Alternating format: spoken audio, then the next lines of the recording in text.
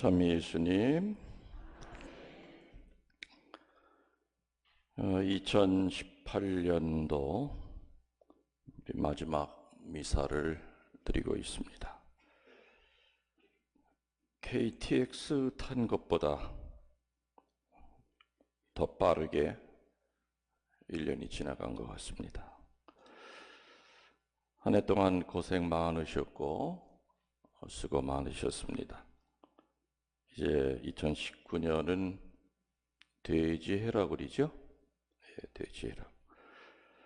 무엇보다도 한 해 동안 그냥 무탈하게 그리고 또 생명 연장시켜 주셔서 또 올 한 해의 끝을 볼 수 있게 해주신 하느님께 우리 각자 감사드려야 되지 않을까 생각이 됩니다.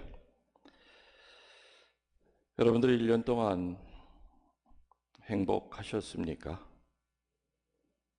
그냥 그렇게 영혼 없이 대답하지 마시고 행복한 느낌이 여러분들에게 조금이라도 있다면 무엇이 여러분을 행복하게 했는지를 살펴보셔야 됩니다. 여러분 저한테 한번 물어보시겠습니까? 신부님 행복하셨냐고. 좀 한마음으로 좀 물어보세요. 시작. 어떤 답을 원하십니까? 아마 여러분들은 당연히 행복했죠. 그걸 뭘 말이라고 물어보세요. 이런 답을 아마 원하시고 물으셨을 겁니다. 그러면 내 입에서 행복했습니다 라는 말이 나온다면 여러분이 보기에 그래 신부님은 이런 것 때문에 행복하셨을 것 같아 라는 그런 거 이렇게 떠오르는 거 있습니까? 신부님은 분명히 이런 일 때문에 행복하셨을 거야. 뭐 있을까요? 여러분이 날 볼 때 내가 행복하다고 느껴지면은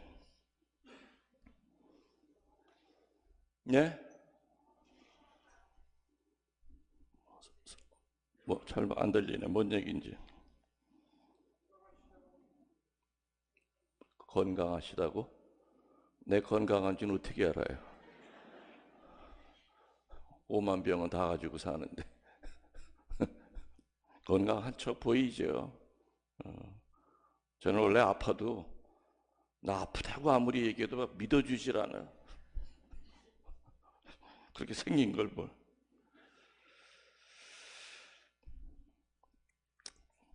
비단 2018년만이 아니라 사제생활 35년을 뒤돌아보면 행복한 환경은 단 한 번도 없었어요. 만만한 해가 단 한 해도 없었어요. 수도 없이 많은 일 속에서 어찌 보면 내 행복보다는 교회의 행복을 위해서 또 신자들의 행복을 위해서 책임감 때문에 살아온 35년이 아니었는가.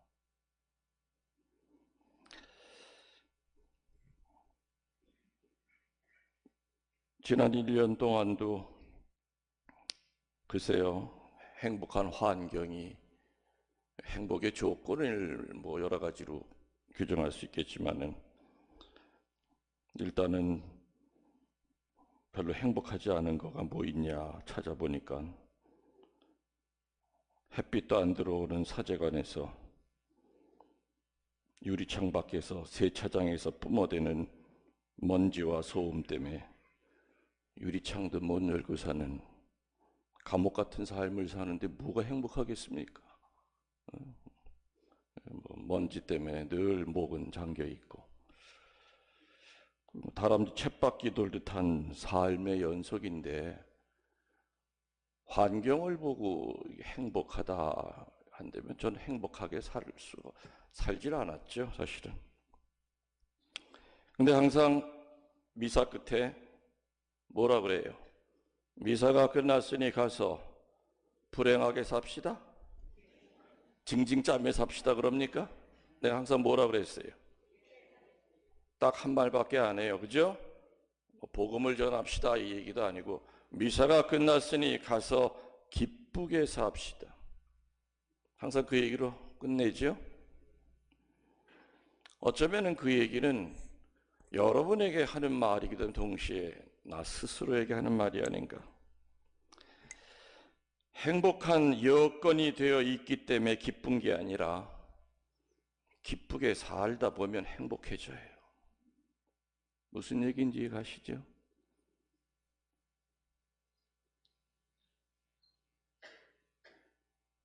기쁠 수 있는 환경이 있기 때문에 웃음이 나오는 것이 아니라 억지로라도 웃으려고 애를 쓰면 기뻐져요.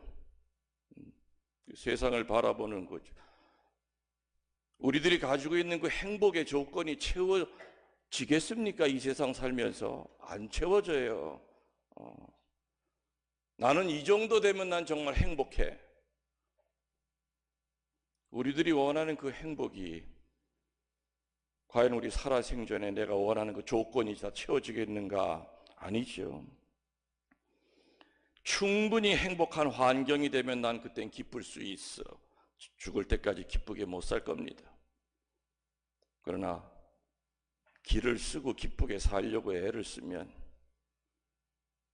얻은 쪽 보지 말고 그래도 1년 내내 주님께서 나에게 주신 축복, 은총을 생각하면은 행복해지는 거죠. 그리고 웃다 보면 또 기뻐지는 거예요. 기쁜 일이 생기면 그 다음에 나 웃겠다. 천만의 말씀. 기쁜 일이 얼마나 생기겠습니까? 2018년도 한 해를 뒤돌아보면 아까 얘기했죠. 행복하십니까? 행복합니다. 그렇게 영혼 없이 행복하다고 얘기하지 말고 정말 나는 올 한 해 동안 기쁘게 살려고 했었던가?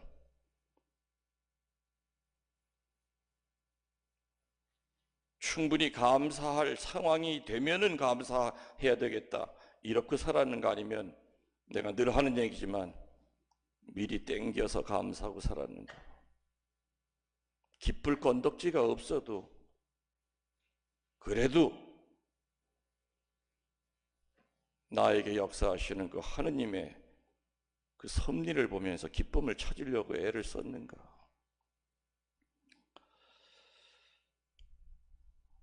어제 성년미사 강론을 준비하는데 참 안 됩디다. 강론이. 여러분들은 내가 뭐 평일미사 강론 뭐 줄줄줄 사는 게 되게 쉽게 준비하는 줄 알죠? 힘들어요. 다른 신부들은 아이고 뭐 신부님 뭐 원고 없이도 뭐 입만 열면 한 몇 시간씩 더 드시는데 해가 갈수록 더 힘들어져. 강론한다는 게. 어제는 몇 시간 동안 이게 뭐가 그 실타래를 못 잡겠는 거예요. 이 송구 영신, 이 송년 미사를 해야 되는데 또 제목은 잡았어요. 제목은 뭐였느냐면은 영혼의 때. 뭐라고요? 제목은 잡았어요.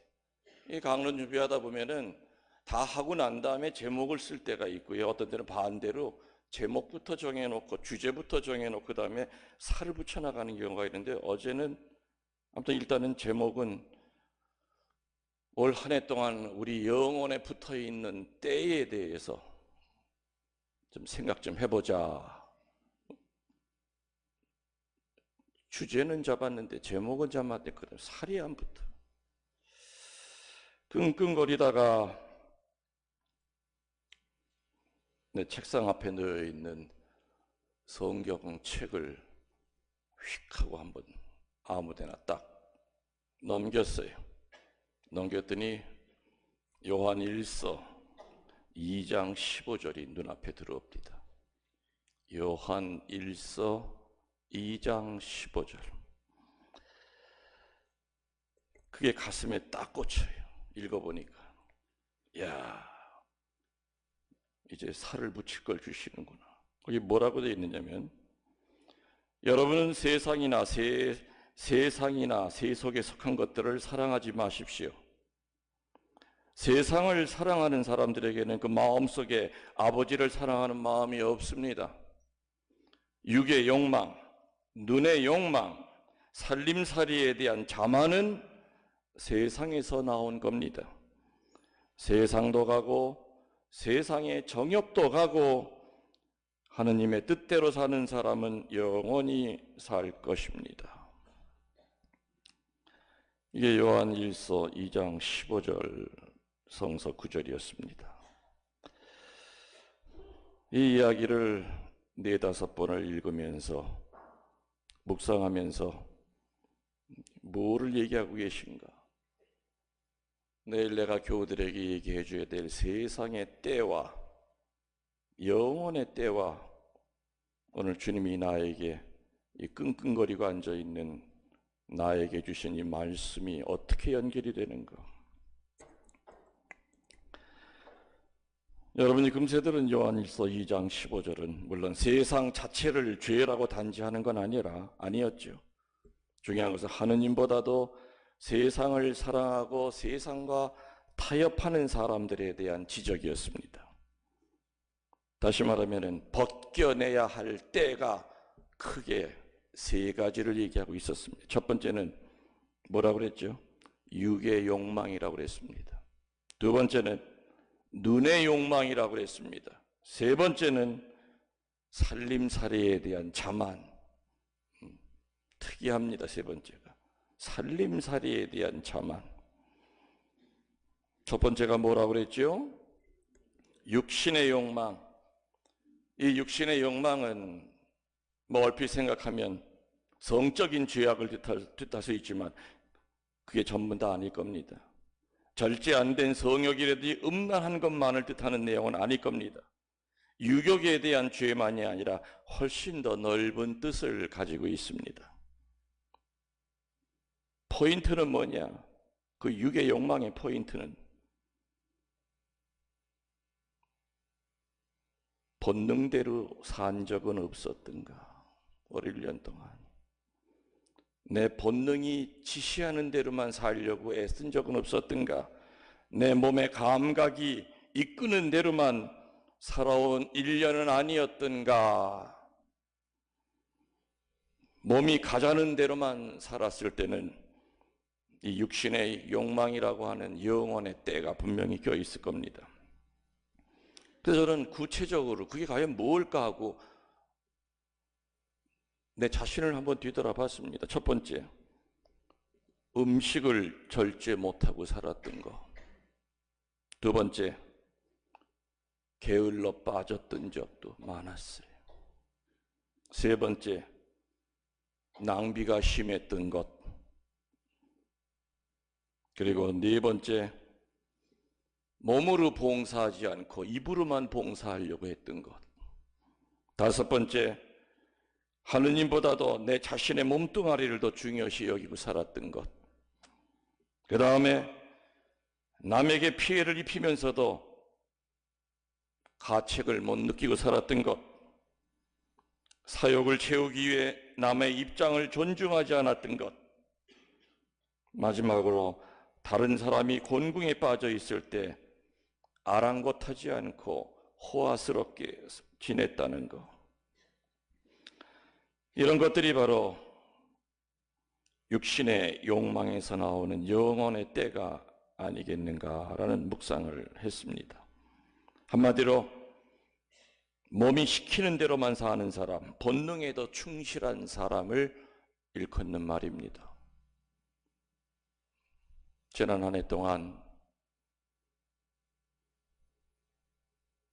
내 몸이 이끄는 대로만 살았다면은 오늘 새해 맞기 전에 그 영혼에 묻은 때를 이 미사 때 지워야 될 겁니다. 두 번째로는 눈의 욕망이라고 나옵니다. 우리는 늘 보이는 것에 무너질 때가 많습니다. 내 눈에 보이는 것이 모든 게 다 진리라 생각하고 내 눈에 보이는 것이 절대 기준이라 생각하여 눈에 보이는 것 앞에 우리는 무릎을 꿇을 때가 굉장히 많습니다. 무엇이고 보는 대로 소유하고 싶고 또 얻고 나면 그것을 사람들 앞에 보여주고 싶어 하는 그런 마음. 행복이라는 것은 금전으로 살 수 있다고 생각하고 행복은 눈으로 볼 수도 있는 어떤 물건에서 찾을 수 있다고 착각하는 것. 올 한 해 여러분의 눈은 어떤 걸 보고 사셨습니까?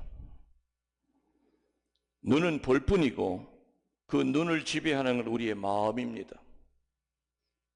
그런데 내 마음이 눈을 지배하지 못할 때는 그냥 망막에 맺혀지는 그 그림만을 보고 하루하루를 살아갔을 뿐일 겁니다. 천상 하늘을 바라보며 하느님을 그리워하고 살았는지 1년 내내 내 마음을 어지럽히는 것만 보고 내 영혼을 더럽히고 살지는 않았던가 생각해 봐야 될 시점이 바로 이 순간입니다.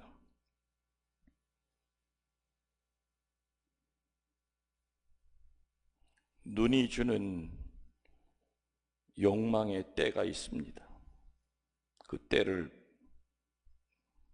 지어내야 됩니다. 그래서 새해가 넘어가는 그 시간만큼은 세상에 찌들은 그 눈이 깨끗이 청소돼서 맑은 눈으로 새해를 맞이해야 되지 않을까. 마지막 세 번째는 살림살이에 대한 자만심이라고 나옵니다. 이게 과연 무슨 뜻일까 하고서는 곰곰이 묵상을 했는데 허풍을 얘기하는 거였습니다. 난처하는 이기심을 얘기하는 거였습니다. 공허한 자랑을 뜻합니다. 1년 내내 허풍 속에서 산 사람들은 거짓말을 많이 하게 됩니다. 그것이 하다 보면 또 불감증에 걸립니다. 허풍쟁이는 늘 거짓을 얘기합니다. 또 거짓 속에 사는 사람은 절대로 마음의 평화를 유지할 수가 없습니다. 그리고 1년 내내 또 그 다음 해에도 거짓 인생이 되풀이될 뿐입니다. 비참한 인생이 됩니다.